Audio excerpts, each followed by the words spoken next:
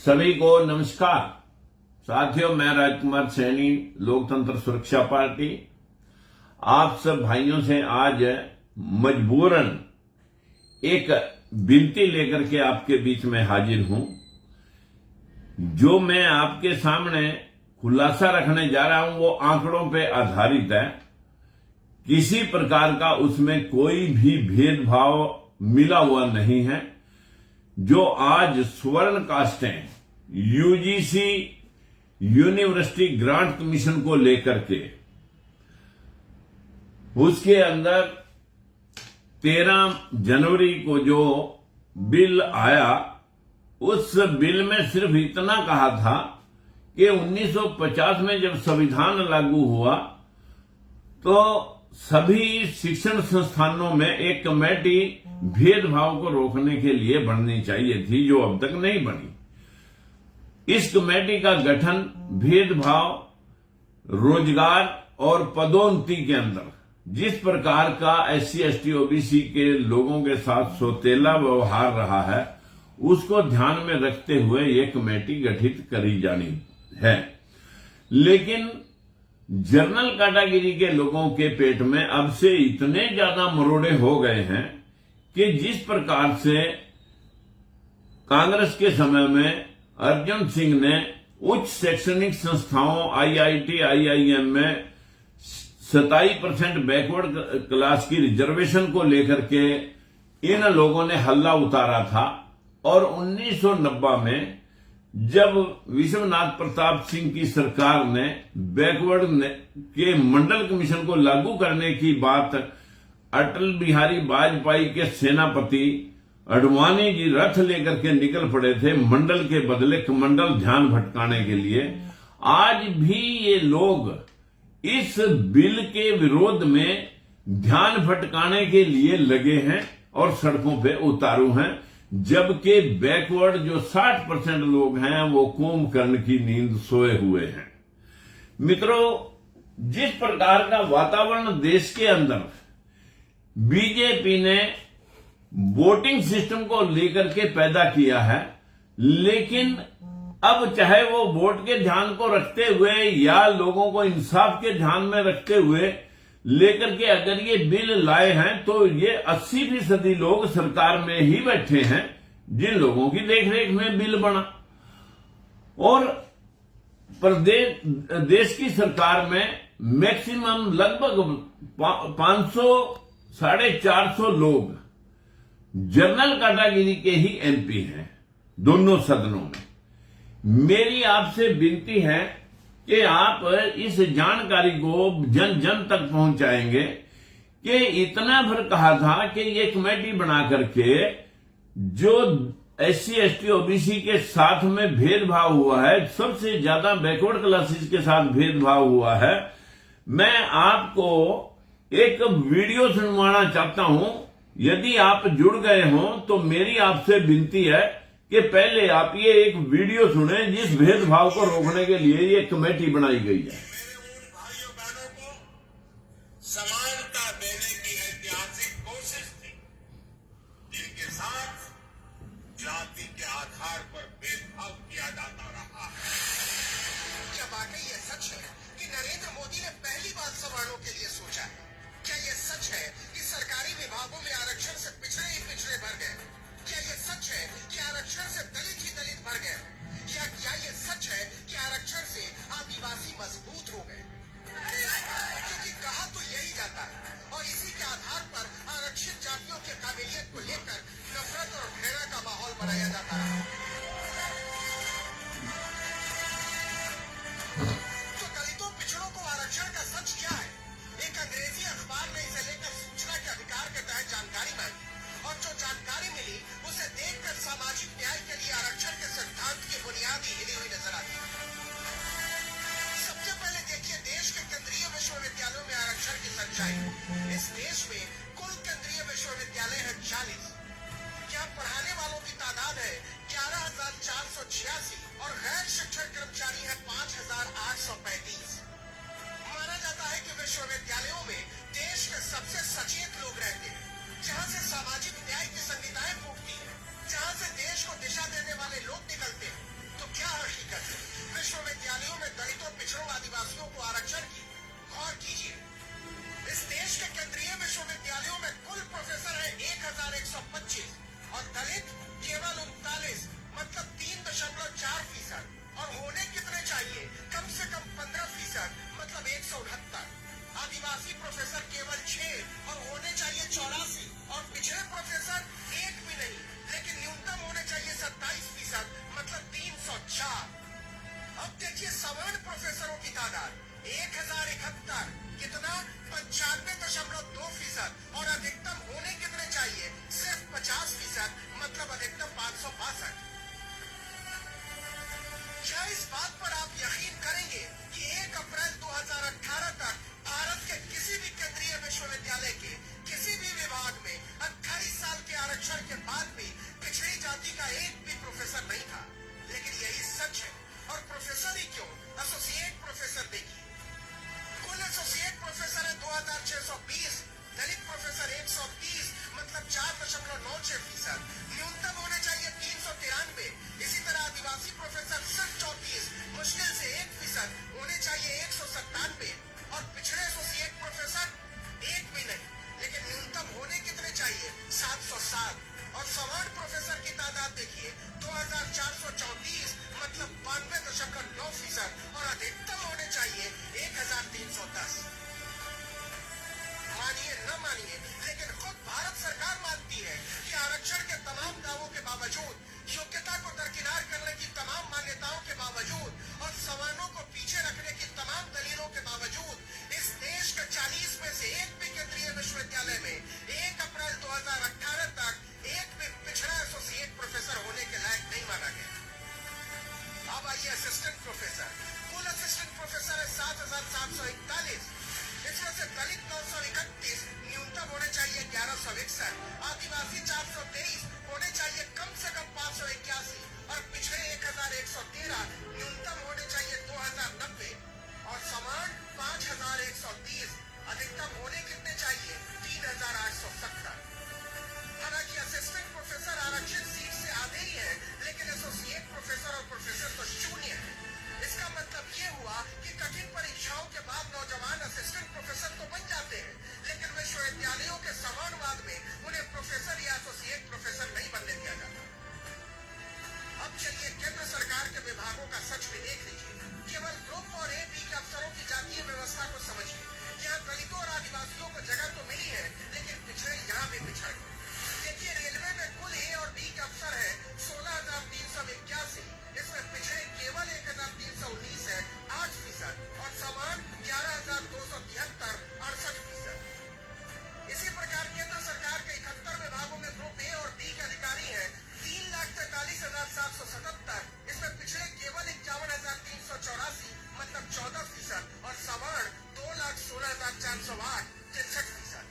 इसी तरीके से मानव संसाधन विकास मंत्रालय, जिसकी जिम्मेदारी है सामाजिक न्याय को बनाए रखना, वहाँ कुल कर्मचारी 665, पिछड़े केवल 56, मतलब 8%, और सवर्ण 440, 66%। कैबिनेट सचिवालय में कुल कर्मचारी 162, पिछड़े 15, मतलब 9%, और सवर्ण 130, मतलब 80%। राष्ट्रपति सचिवालय में कर्मचारी 130, पिछड़े केवल 10, मतलब 7%, और सवर्ण 97, मतलब 74.62%। मतलब जितनी बड़ी अफसरी उतना ज्यादा सवर्णवाद। विश्वविद्यालय हो या रेलवे, सचिवालय हो या नीति आयोग, सवर्णों के अधिकतम 50% होने का सारा हिसाब उल्टा हो जाता है, और पिछड़ों के न्यूनतम 27% होने का हिसाब मजाक बन जाता है। आंकड़े तो ये बताते हैं कि सरकारी विभागों में मलाई, दलित, आदिवासी या पिछड़े नहीं, सवर्ण काट रहे हैं, वो भी जमकर। आगे मैं दोस्तों इसके अलावा अभी मेरे पास ये आंकड़े पड़े हैं केंद्र सरकार के। ये आंकड़े अभी तक टोटल ऑन एवरेज अभी 11.25% की हिस्सेदारी पूरे देश में बैकवर्ड क्लासेज की है। और मैं यूपी सरकार में भी बताना चाहूंगा कि इस वक्त हरियाणा के अंदर 60 HCS लगे थे, जिसमें 50 जनरल कैटेगरी के, जिनमें 44 जनरल और 6 सुदामा कोटा EWS। और बैकवर्ड का 27% और शेड्यूल कास्ट का 20% उसको ध्यान में नहीं रखा गया, उनके सिर्फ 10 आदमी लगे। मैं आपके सामने यूपी के अंदर लिपिक भर्ती हुई 7900 में 2200 बैकवर्ड लगने चाहिए थे, लगे 1400। यूपी में ही 79,000 शिक्षक भर्ती हुए, जिनमें 22,000 लगने चाहिए थे बैकवर्ड के, लगे 2200। ये भेदभाव मैं एक जगह नहीं, इस देश के अगर आप सुप्रीम कोर्ट और 25 हाई कोर्टों में सुनेंगे 625 जजों में बैकवर्ड क्लास के सिर्फ अभी तक 12-15 लोग ही, जिसमें एससी समाज के 14 हैं और 2-4 लोग मुस्लिम और बैकवर्ड के अब लगे हैं। अब तक किसी हाई कोर्ट में बैकवर्ड का नामो निशान तक नहीं था। अब मैं सर जहां से यूनिवर्सिटियां स्टार्ट होती हैं उसका खुलासा आपने, ये जो न्यूज थी ये आज तक न्यूज चैनल पर बोली गई थी और जिसने बोली थी उसको उसी दिन नौकरी से निकलवा दिया था।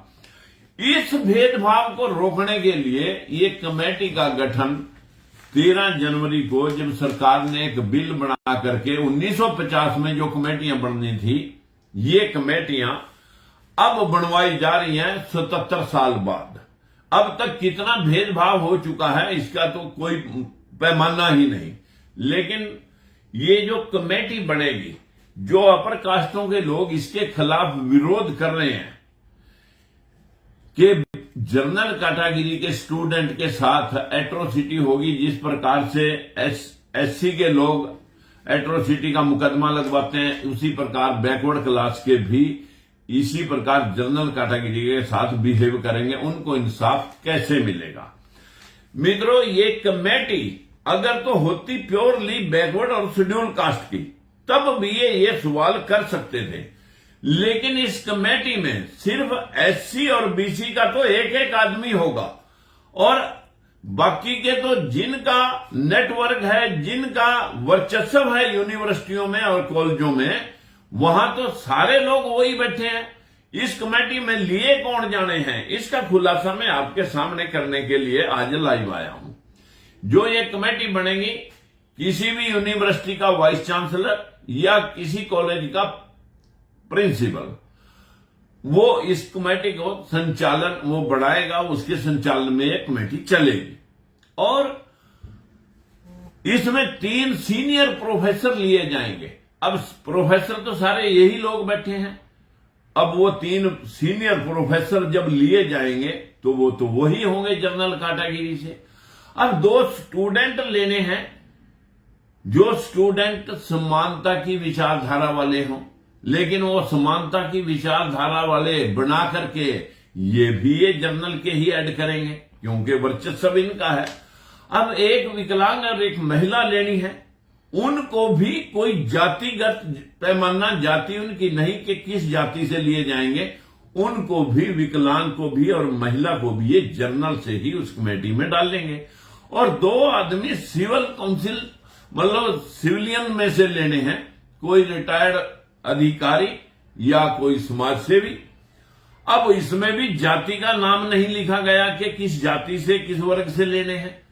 तो मित्रों, ये लोग भी दोनों के 2 जिनका वर्चस्व है, वो लोग स्वाभाविक है वो अपने ही रखेंगे। अब वो 2 जो एससी और बीसी का एक आदमी है, वो इन 10 आदमियों में कितना इंसाफ बैकवर्ड क्लासेस को दिला पाएंगे, यूजीसी तक वो कितनी रिपोर्टें भेज पाएंगे, ये सबसे बड़ा सोचने का विषय है।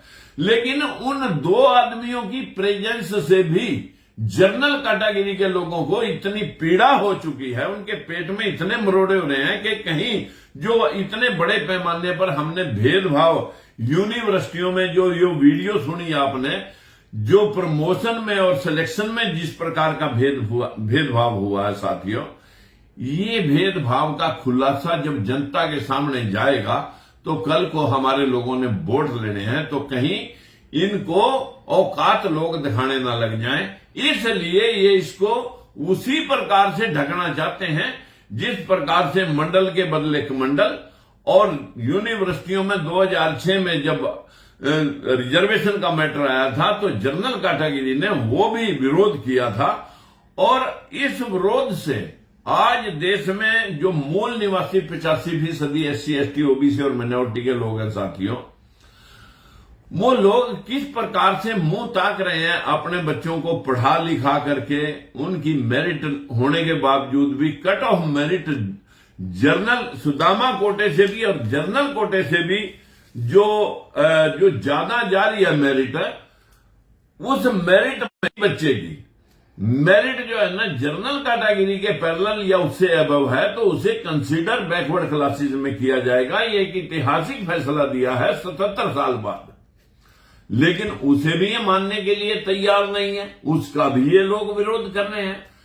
सब कुछ इन्हीं को चाहिए, अफसर भी इनको चाहिए, सांसद भी इनको चाहिए, जज भी इनको चाहिए, एम्बेसडर भी इनको चाहिए, वाइस चांसलर भी इनको चाहिए, प्रोफेसर भी इनको चाहिए। और यहां तक के इन लोगों को मीडिया के जरिए पूरा का पूरा सिस्टम हाईजैक हो चुका है। लेकिन ये 85% मूल निवासी समाज, ये कुंभकर्ण की नींद साथियों सोया हुआ है, इसकी आंख कब खुलेगी? जो ये इतना विरोध प्रदर्शन कर रहे हैं कि इससे जनरल कैटेगरी के स्टूडेंट को कहीं ना कहीं लोग केसों में ना उलझा दें। साथियों जब 10 लोग साथियों वहां जनरल कैटेगरी के ही बैठेंगे, उन 2 बैकवर्ड और शेड्यूल कास्ट के लोगों की औकात क्या रहेगी? ये भी एक सोचने का विषय है कि एक तरफ तो सरकार इंसाफ दिलाने की वाहवाही लूटती है और दूसरी तरफ इन लोगों को अदालतों में भेज करके ठीक उसी तरह रिजर्वेशन के ऊपर जैसे स्टे लगवाया गया था और उस बैकवर्ड क्लासेस के 52% रिजर्वेशन को सुप्रीम कोर्ट ने 52 के बदले 27% कर दिया था। आज भी ये लोग वही काम करने के लिए प्रयासरत हैं और लोगों को गुमराह इस बात को लेके कह रहे हैं कि इसमें जनरल कैटेगरी के बच्चों को नुकसान होगा, उनको केसों में उलझा दिया जाएगा, जबकि निजी शिकायतों का तो इसमें कोई प्रावधान ही नहीं लिखा गया। उसकी शिकायतें तो प्रिंसिपल और वाइस चांसलर खुद व्यक्तिगत तौर पर सुनते रहते हैं। लेकिन आज जिस प्रकार से इस देश का माहौल खड़ा किया जा रहा है, जिस प्रकार से 2 करोड़ नौकरियों का लॉलीपॉप दिया था, 35 रुपए के डीजल का लॉलीपॉप दिया था, किसानों की आमदन 2 गुनी करने के बिल लाए गए थे, 15-15 लाख रुपए की बातें रखी गई थी। क्या ये भी बिल उसी तरह का एक जुमला है? और इस जुमले के माध्यम से कि देना भी कुछ ना पड़े और बैकवर्ड को रिझाना भी जरूरी है, क्योंकि कांग्रेस सरकार के लोग जब हमने 100% आरक्षण की बात कही थी कि इस देश में जातिगत जनगणना हो और जनसंख्या आधार पर हर जाति में पढ़े लिखे लोग हैं, 1 या 2% सिर्फ नौकरी है, वो 1-2% तो हर जाति में पढ़े लिखे मिल जाते हैं। सभी को जनसंख्या आधार पर उसकी शासन और प्रशासन में भागीदारी मिलनी चाहिए थी। लेकिन संविधान लागू होने के बाद 77 साल बाद भी ये लोग हम लोगों को सिर्फ हिंदू बना करके वोट तो लेना चाहते हैं, लेकिन अधिकार देने के लिए इनके पास रत्ती भर जितना उड़द पे सफेदी होती है उतना भी इनके पास ममता नहीं है। लेकिन मैं मित्रों आप सभी साथियों से ये जरूर कहना चाहूंगा, ये खेल गजब यूनिवर्सिटियों जुडिशरी के अंदर जो पूरे सिस्टम के अंदर जो भेदभाव हो रहा है, ये खेल गजब है। अपने गूगल पर सर्च मार करके ये वीडियो जरूर देखें। और अभी अगर इस बिल को सरकार ने बनाया है जिसका हम समर्थन कर रहे हैं और इसी में बैठे लोग इस सरकार का विरोध कर रहे हैं, हमारा विनती है राष्ट्रपति और माननीय प्रधानमंत्री मोदी जी से कि अगर आप ये बिल लेकर आए हैं तो सबसे पहले तो इनको चुप कराओ, नहीं तो इनके खिलाफ कार्रवाई करो जो इस प्रकार का आंदोलन कर रहे हैं। और नेटवर्क के जरिए, मीडिया के जरिए या नेशनल चैनल पर बैठ करके राष्ट्रपति और प्रधानमंत्री दोनों जनता को संबोधित करेंगे। इस बिल में ऐसा कुछ नहीं है कि जिसमें किसी के खिलाफ एट्रोसिटी होगी। इस बिल में सिर्फ भेदभाव मिटाने के लिए जो अब तक शोषण हुआ है सबसे ज्यादा बैकवर्ड क्लासेस के साथ और शेड्यूल कास्ट के साथ, ये भेदभाव सिलेक्शन और प्रमोशन में रोकने के लिए भेदभाव को ये कमेटी गठित की जानी है और इस कमेटी को सरकार गठित करवा रही है और कोर्ट भी इसमें अपना सहमति दे रहा है, क्योंकि अभी अभी जो फैसला आया था कि जनरल कैटेगरी के बच्चे अगर ज्यादा मेरिट लेते हैं तो उनको मौका मिलना चाहिए, लेकिन यहां तो 50% कोटा, अघोषित कोटा जनरल कैटेगरी के लिए कर दिया कि इसमें बैकवर्ड क्लास का बच्चा अप्लाई ही नहीं कर सकता और उसमें भी 10% ऊपर से 15% लोगों के लिए सुदामा कोटा ईडब्ल्यूएस लागू कर रखा है। मेरा अधिक ना कहते हुए आप सभी से एक विनती है कि जो शोर मचाया जा रहा है कि मिस यूज ऑफ लॉ होगा, भाई ये पुलिस का कानून कब से अंग्रेजों के समय से चल रहा है। मिस यूज तो लोग उसका भी कर लेते हैं। बहन बेटियों से रेप करने के बाद लोग मिस यूज तो कानून का तब भी कर जाते हैं, तब आप सड़कों पे आते नहीं हैं। जब मनीषा कांड होता है, जब हाथरस में बच्ची का रेप होता है, तब आप सड़कों पे आते नहीं हैं। आप लोगों को सिर्फ अपने लोग दिखाई देते हैं। मेरा आप सभी से विनती है कि अगर इसी कदर भेदभाव बढ़ता रहा तो एक दिन ऐसा जरूर आ जाएगा कि जैसा हाल आंतरिक विद्रोह के जरिए नेपाल का हुआ, बांग्लादेश का हुआ, मिस्र का हुआ, श्रीलंका का हुआ और इराक का हुआ था, ये कहीं अपना देश भी इस आंतरिक विद्रोह की भेंट न चढ़ जाए। इसलिए हम सरकार का समर्थन करते हैं कि अगर वो वास्तविक तौर पर बिल लेकर आए हैं तो इसकी हिफाजत करके इन लोगों को स्पष्ट किया जाए कि कानून में प्रावधान क्या है। भेदभाव को रोकने का है, ना कि किसी के खिलाफ यातनाएं देने का। मैं आप सब भाइयों से हाथ जोड़ के विनती करना चाहता हूं कि हमारे देश के अंदर जिस प्रकार का वातावरण बीजेपी और कांग्रेस दोनों के समय में यदा कदा से इन 77 सालों के संविधान लागू होने के पश्चात आज तक चला आ रहा है, ये उस वक्त सड़क पे नहीं आते जब 10% ईडब्ल्यूएस 5 मिनट में पास हो जाता है, तब इन्हें ताली मेजें थपथपाने में मजा आता है। लेकिन जब ये ऐसे बिल जो 85% मूल निवासी हैं, जब उनको हक दिलाने की बात का कोई बिल आता है, तब इनके पेट में मरोड़े उठने लगते हैं। मेरी विनती है सरकार से, समय रहते देश के लोगों को इंसाफ दिलाया जाए, भेदभाव रोक करके सभी को बराबरी का हक दिलाया जाए, ताकि इस देश की तरक्की दिन दुगनी चार चौगुनी हो सके। अन्यथा इस देश का जो आपका कालखंड है मोदी जी, ये उन इतिहास के पन्नों में दर्ज हो जाएगा जिसका उदाहरण दुर्योधन के और महाभारत के रूप में लोग महाभारत को देखते हैं, जो कि एक काल्पनिक कहानियां होने के बावजूद भी लोग अनुसरण करते हैं कि किसी ने क्या कहा, किसने क्या कहा। मैं ज्यादा कुछ न कहते हुए, हम 100% आरक्षण के पक्षधर हैं। एक परिवार में 10-10 नौकरियां एक परिवार में एक भी नहीं दे सके आप।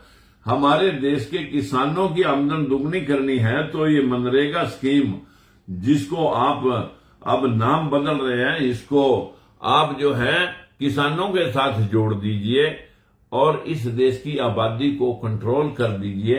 ये बिल लाने की जरूरत है। अगर ये बिल भी आप इंसाफ के लिए लाए हैं, हम आपका धन्यवाद करते हैं।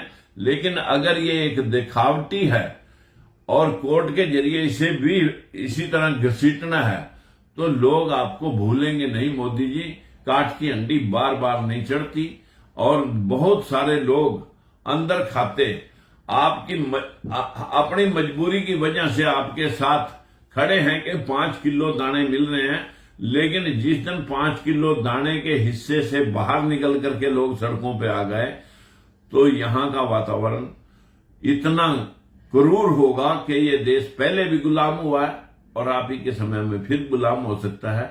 इस पर तो चाइना कहां के कहां जा रहा है, आपके अमेरिका के साथ संबंध क्या बन रहे हैं। मेरा बस इतना आपसे विनती है कि इनको समय रहते चेताया जाए कि इसमें बिल में कोई विरोध करने की गुंजाइश नहीं है।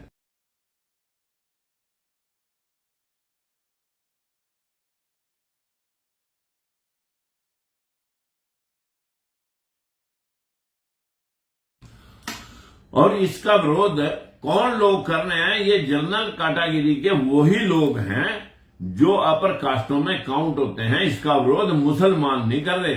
ये बहुजन समाज के हिंदू तब के ठेकेदारों, तुम अब तो समझ लो कि तुम कौन से हिंदू हो। मेरा आपसे विनती है कि आंख खोल लो और अपने हितों के लिए जागरूक हो जाओ। नमस्कार।